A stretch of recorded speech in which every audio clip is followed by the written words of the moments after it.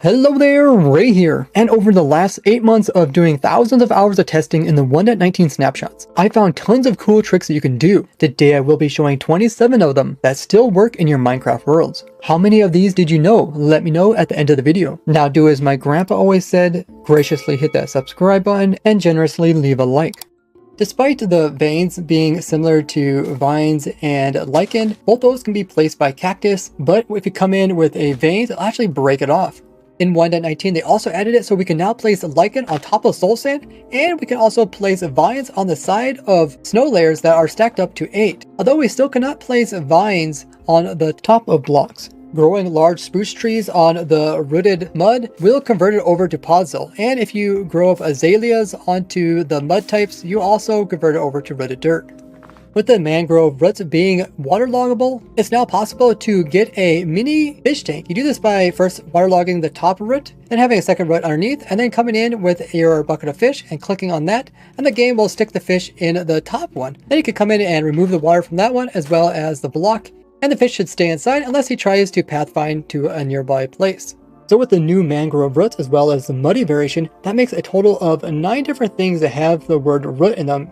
The small propagules that come from the trees are the exact same ones that you plant as saplings. And you can even see this with a debug stick if you use it on one of these little ones and you change it from not a hanging one, but from a little nub to a full grown one. Then if you just place some dirt underneath this one and bone meal this one up, you can see it actually does grow into the tree. Java is now capable of having lily pads placed on top of leaves that are waterlogged. This makes another cool feature and parity fix between Java and Bedrock. Slime might be great for the player to land on, but it's not such a soft landing for a boat chest as it will cause it to break and spew out all its items. The boat itself gets turned into planks and sticks, which normally isn't possible when you break down a chest boat. With the new Swift Sneak enchantments for your pants, lets you move really fast, not only sneaking, but also crawling. So using this with a combination of other mining tricks, you can quickly get all the ores you need, all without having to worry about mobs spawning inside of your tunnels. Speaking of no hostile mobs, if you mine in the deep dark biome, no mobs can naturally actually spawn here besides the warden. And those only spawn from shriekers, which after you remove, you're now in a peaceful area, just like your Mushroom Islands. Just like mobs can spawn on soul sand as well as 8 layers of snow, they can also spawn on the new mud block. Oddly enough, even though honey blocks are closer to being a full block than those other blocks, they don't let any mobs spawn on them. You guys know that Catalyst will go ahead and will put off little particles and convert nearby blocks when a mob dies that has XPs. But the Catalyst will still actually put off particles even if it's a mob that doesn't drop XPs, it just won't convert stuff. So something like a villager and even a armor stand, which doesn't seem alive at all, notice it does actually put off the little particles. This also applies to Ender Dragon. Notice that Ender Dragon will come up and has a longer death phase, but will eventually die, producing the particles on the catalyst, but not converting the nearby endstone. When you kill the warden, it will only drop you 5 XPs. But the catalyst that it drops itself, if you would break that, it actually drops 20 XP, which is equivalent to a Ravager, and is only surpassed by the XP dropped by the Wither and the Dragon mobs. But if you use my automatic warden farm, this thing will produce 200 wardens, meaning 200 catalysts, all just being some free XP that you can come in and pick up 24/7 in loaded chunks, which is equivalent to getting level 45 without having to do any extra work. Despite the warden having a powerful range attack, it is no match for the Alay's regeneration abilities. Doesn't matter how many times he gets blasted about, the Alay just keeps coming back and regenerating, staying alive. But if your Lay happens to die, this can be prevented just by giving it a totem of undying. Instead, it will actually use the totem and save itself, just like a player does.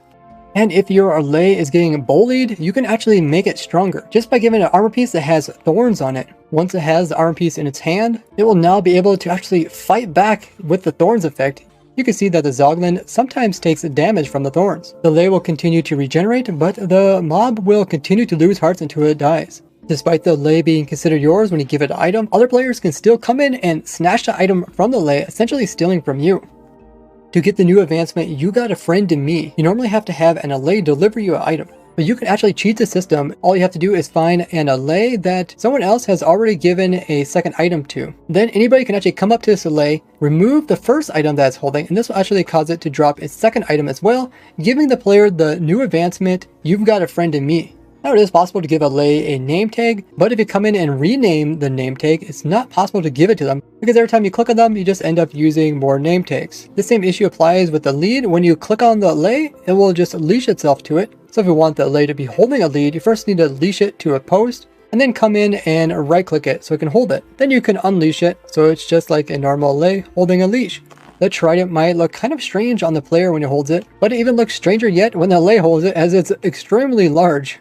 With a lay's ability to actually hold stuff, you can give them any type of shulker box, including one that's full of useful things. And essentially these guys will now follow you around, carry around your box, and if any time you need to use it, you can always just right click it, place it down and grab something out of it, and then always just return it to them to have them hold it for an extra slot. Kind of like having an extra backpack.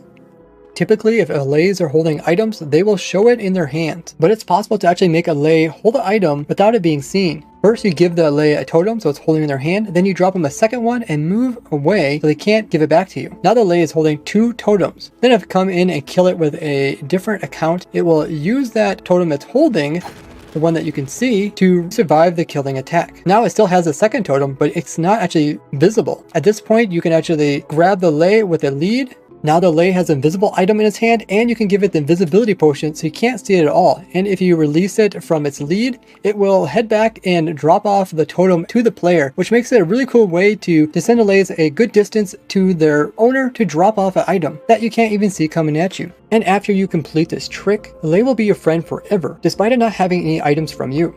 In these secret tweets that Ulruf released on Twitter, I deciphered them and they said, lays are afraid of red sheep. Although this did come out a while ago before lays really had too much function, it seems that lays aren't actually afraid of red sheep. Red sheep are a bit unique in that evokers will actually convert any blue sheep to red sheep that are nearby. This might have to do with something related to the lays, as the lays might be considered like friendly mobs similar to villagers and would then be afraid of anything that's related to the illagers, including them converting blue sheep to red sheep. You're probably aware that you can take your glass bottles and brew them into a splash water bottle. But once it's a splash, typically there's nothing you can do with this to get it back into a water bottle. But with 1.19, you can actually use a splash water bottle, right click on the dirt. This will turn into mud, but look at the glass bottle. It's no longer a splash one. It turned into a normal glass bottle, meaning that we can repeat this process all over again.